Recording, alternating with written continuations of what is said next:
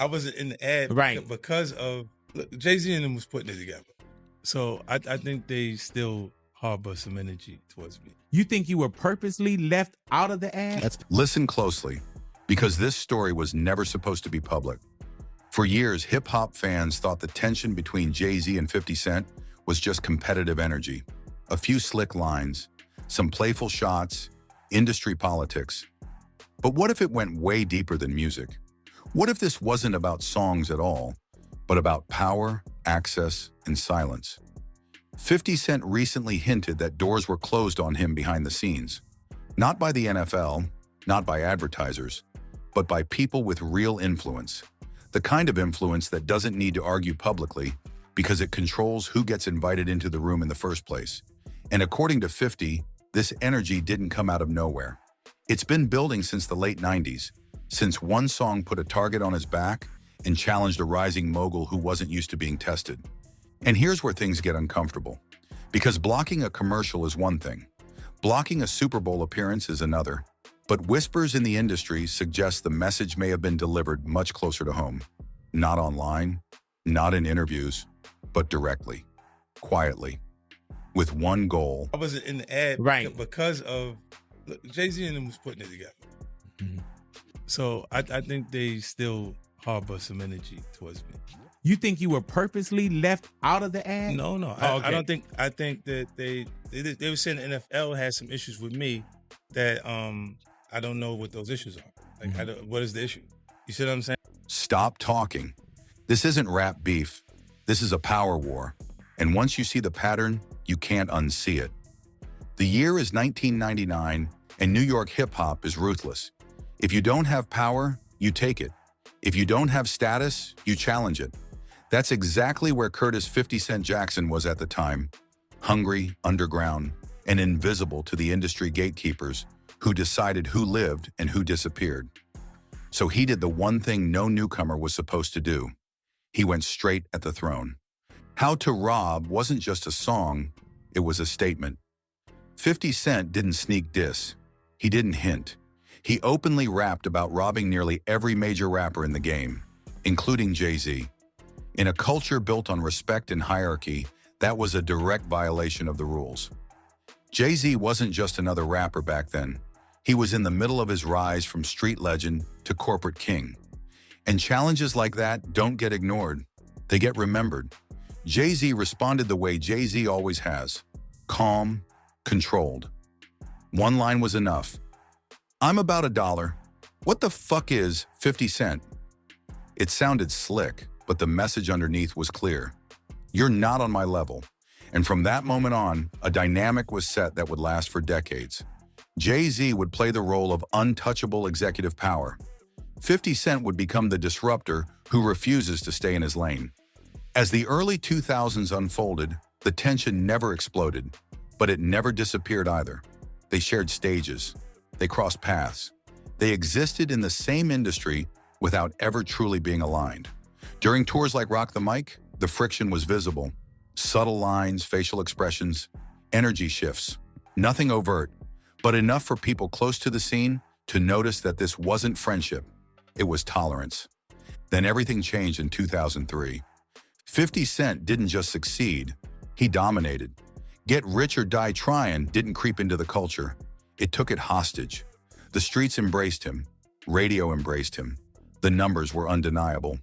At the same time, Jay-Z stepped back, announcing his retirement after the Black Album. Officially, it was about legacy. Unofficially, many saw it as a moment where the landscape shifted. For the first time, someone else controlled the temperature of hip-hop. 50 would later say what others only whispered, that his run forced changes at the top, that the industry had to make room because there was no stopping him. Whether that's true or not, one thing is clear. The balance of power had been disrupted, and power never forgets who challenged it. As the years went on, the rivalry evolved. It stopped being about music. Jay-Z moved deeper into business. Rock Nation, corporate partnerships, ownership stakes, influence at the highest levels of entertainment.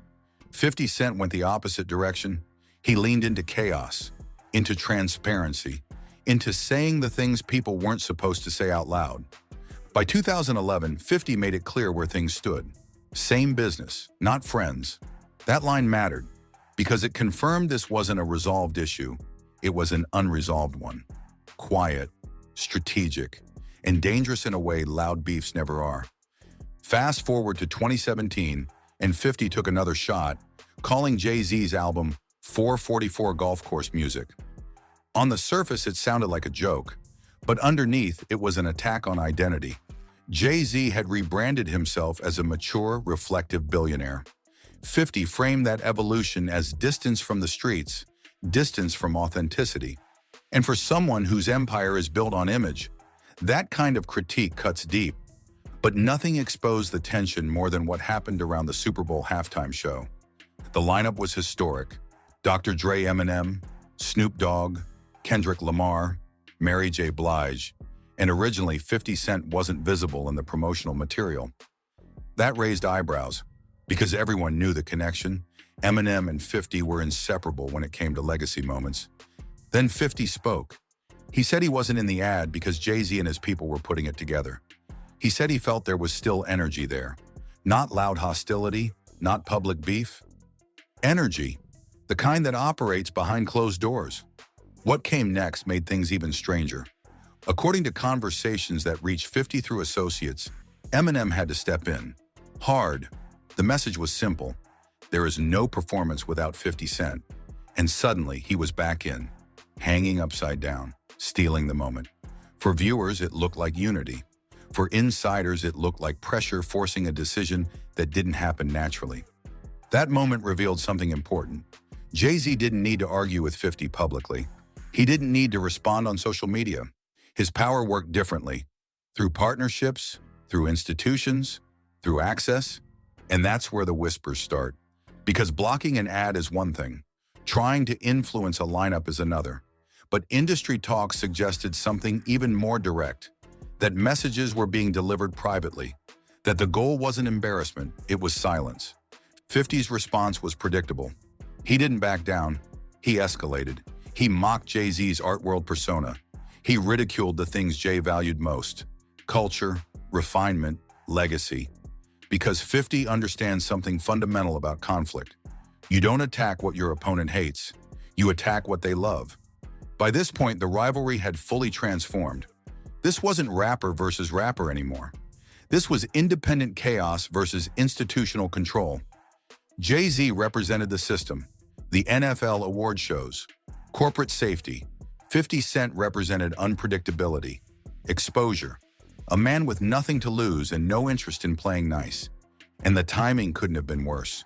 Because just as Jay-Z's influence reached its peak, 50 Cent gained something new: media power, documentary power, the ability to frame narratives for millions without needing radio, labels, or approval. When 50 hinted that he was ready to turn his lens toward Jay-Z, it wasn't just talk, it was leverage. At that point, silence stopped looking neutral. It started looking strategic, and that's when people began asking the question no one wanted to answer. If this was just old tension, why did it still matter? Why did it still move behind the scenes? And why did it feel like someone was trying to make sure certain conversations never went too far? Because in hip-hop, the most dangerous beef isn't the loud one. It's the one where only one side keeps talking and the other side controls the room.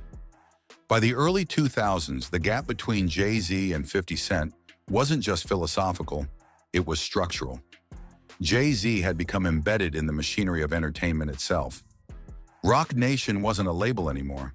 It was a gatekeeper. Sports, live events, brand partnerships, award shows, the rooms where decisions get made without announcements. Meanwhile, 50 Cent stood outside that structure by choice. He didn't need permission. He didn't need access. And that made him unpredictable in a way institutions hate. This is where the tension stopped being symbolic and started feeling personal. 50 didn't just talk anymore. He documented. He posted. He archived. He framed narratives before anyone else could control them. Every time an industry scandal broke, 50 was already there, joking, poking, suggesting there was more beneath the surface. For some people, that was entertainment. For others, it was exposure. And for someone like Jay-Z, whose entire empire relied on stability and trust with corporate partners, that kind of noise wasn't harmless. Then came the Netflix era, When 50 Cent partnered with Netflix to produce documentaries examining power, corruption, and hidden behavior in hip-hop, it marked a shift. This wasn't trolling for likes.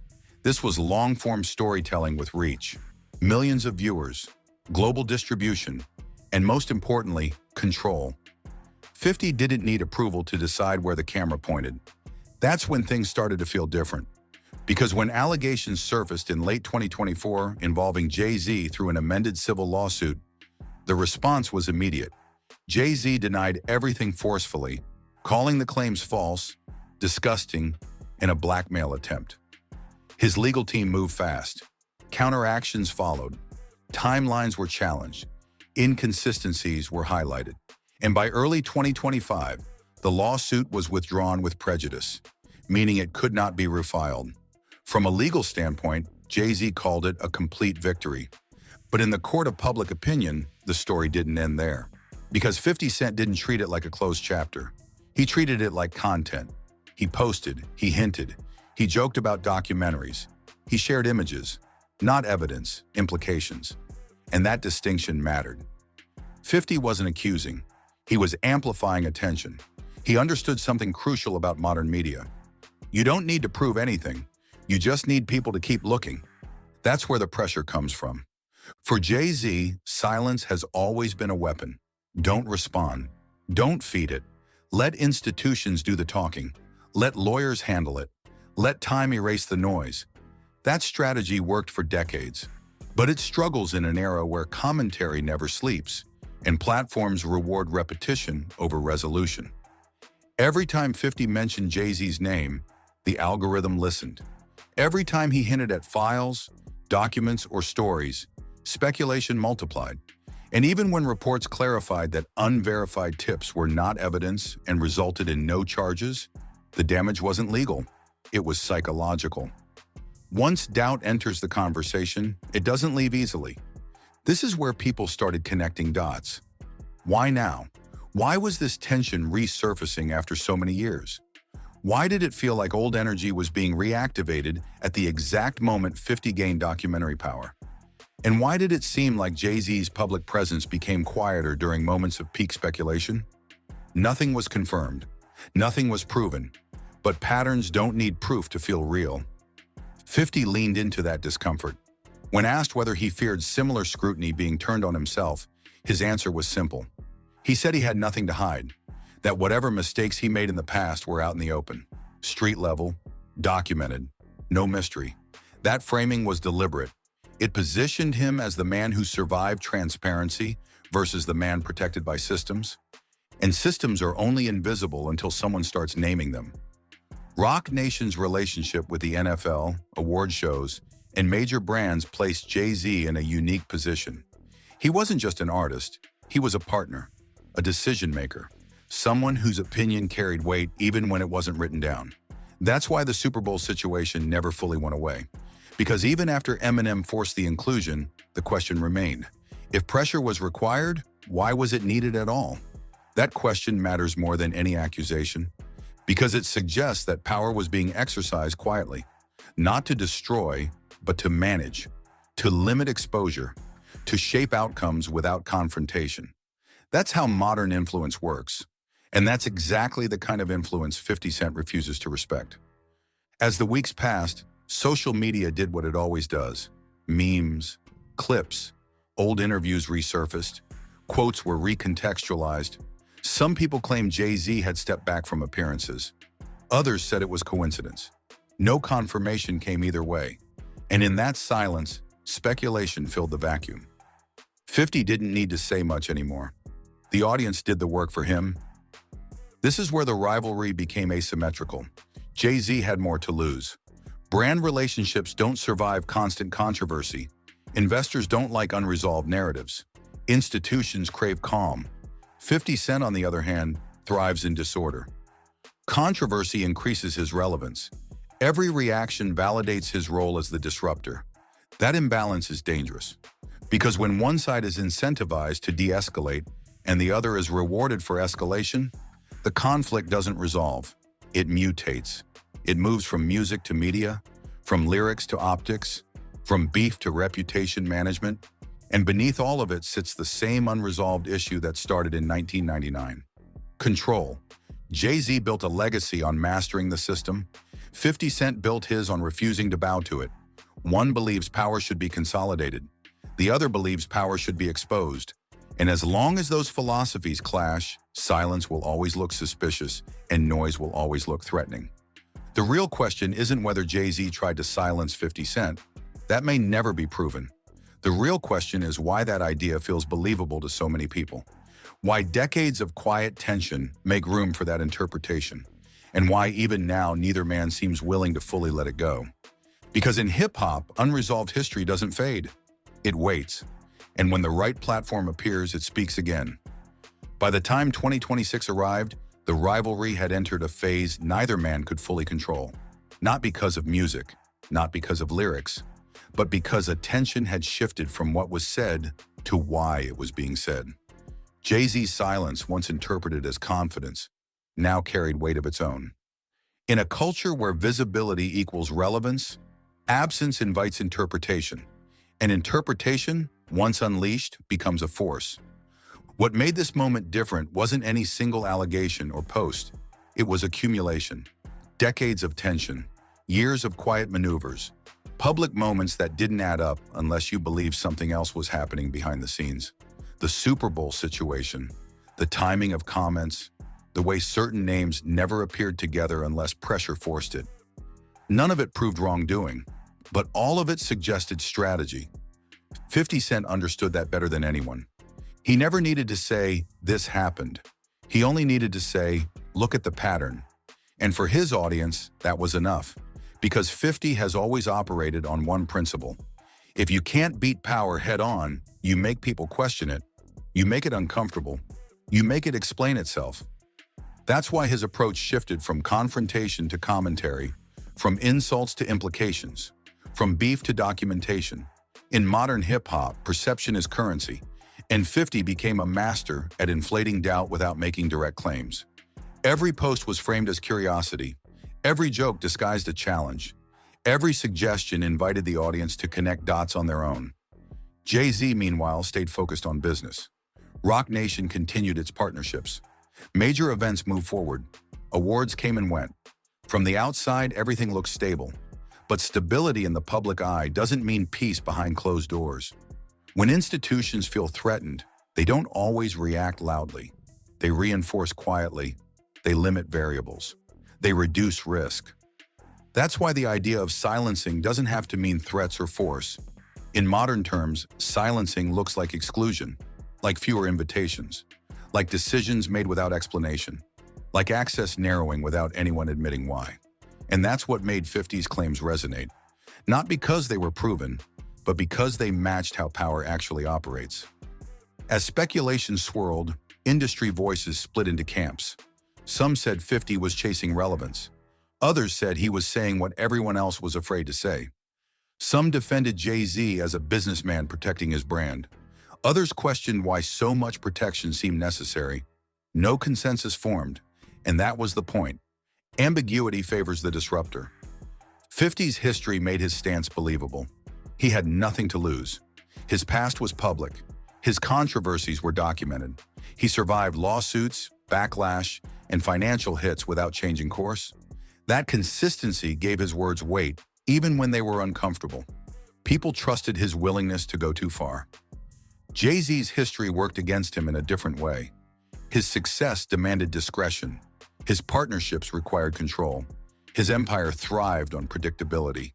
In a moment where unpredictability became the weapon, that strength turned into vulnerability. Then came the larger conversation, hip-hop itself. For years, the genre evolved from street expression to corporate product. Artists became brands. Labels became conglomerates. Authenticity became a marketing angle rather than a lived reality. 50 Cent positioned himself as a reminder of the old rules. Say what you mean. Stand on it. Accept the consequences. In contrast, Jay-Z represented the new model. Move strategically. Protect the brand. Let the system work. Neither approach is inherently wrong, but when they collide, the friction exposes the fault line between culture and commerce. That's why this rivalry never resolved. It couldn't. It wasn't personal enough to explode, and it wasn't shallow enough to fade. It lived in the gray space where ideology clashes with influence, where one man's silence feels like confidence and another man's noise feels like truth. As months passed, no smoking gun emerged, no confirmation of private confrontations, no evidence of crews or direct threats. And yet the story didn't die, because stories don't die when they're unanswered. They mutate. They resurface in comments, podcasts, reaction videos. They live as possibility. That's the danger of modern media warfare. Once a narrative exists, controlling it becomes impossible. You can deny facts, you can win lawsuits, you can clear legal hurdles, but you can't erase suspicion once it takes hold. And 50 understood that dynamic better than anyone in the game.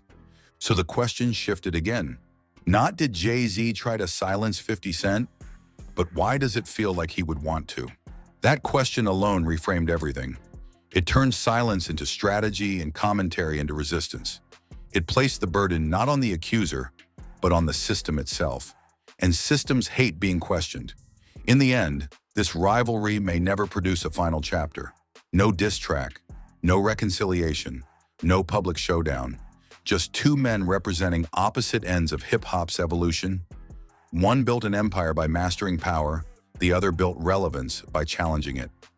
And maybe that's why this story refuses to end. Because as long as hip-hop exists in both worlds, the streets and the boardroom, there will always be tension between those who control access and those who refuse to be controlled. Between silence that protects and noise that exposes. 50 Cent has never claimed to be the hero. Jay-Z has never claimed to be the villain. But in a genre built on authenticity, perception often matters more than intention. And right now, perception is still on trial. The only certainty is this. When power feels questioned, it tightens. When silence feels intentional, it speaks louder than words.